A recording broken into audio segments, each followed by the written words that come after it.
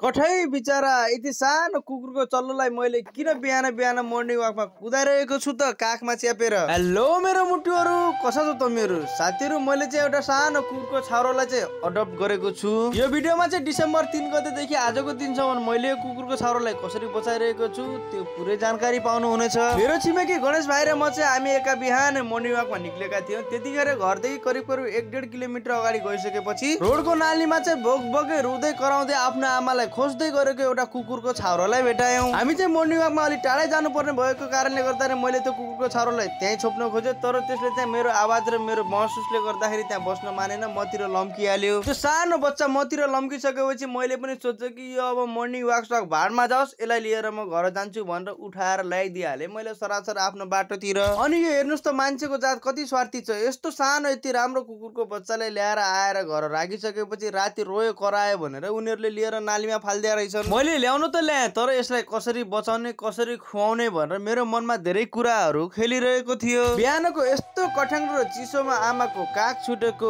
पेटको घाँस छुटेको, कति बिचारालाई तनाव भयो होला, कति बिचारालाई पीडा भयो होला। हेर्नुहोस् त, तर पनि मेरो साथ पाएर छपक्कै लागेर बसेको छ। बिहानको अँध्यारो बाटो उज्यालो भइसकेपछि म पनि मर्निङ वाकबाट यसो घरतिर पुग्न थालेँ। अब घरको मान्छेले के नै भन्ने छन्, तबसम्म चाहिँ भिडियोलाई लाइक गरिहाल्नुहोस् र कमेन्ट पनि गरिहाल्नुहोस् कस्तो लाग्यो यो कुकुरको बच्चा। घर पुगिसकेपछि सबभन्दा पहिला होम मिनिस्टरलाई सोधेको त होम मिनिस्टरले भन्यो कि यो कुकुरको बच्चाको कलर र तपाईँले लगाएको कपडाको कलर सेम छ, तिमीहरू दुइटै प्यारो राम्रो देखिएका छौ भनेर भनिहाल्यो। हाम्रो घरमा एउटा ठुलो डगी हुँदाहुँदै पनि यसको अवस्था देख्दाखेरि मलाई एकदमै माया लागेर यसलाई ल्याएर अब घरमा पाल्ने नै छु। अनि हाम्रो बिस्तारामा सुतेका यिनी दुईटा साना साना पिल्ला पिल्लीहरूलाई चाहिँ अर्को नयाँ पिल्लु देखाएको त हेर्नुहोस् त, यिनीहरूको पनि खुसी ओइ होइ। अब यो डोकोमा मस्त पराल सराल हालेर पिल्लुलाई तातो तरिकाले यसलाई बाँसको व्यवस्था गरिसकेपछि लागे म अब यसलाई घाँसको व्यवस्था गर्नको लागि पुरै बटुको लगेर दुध खोज्नुको लागि लगभग 10-12 ठाउँमा यस्तो दुधको व्यवस्थाको लागि खोजिसकेपछि ठुला बुवाको घरमा दुध पाएर ल्याएर आइयो। अनि यसलाई चाहिँ घरमा कान्छी बुवाले चाहिँ मजाले चम्चाले खिलाइदिन्।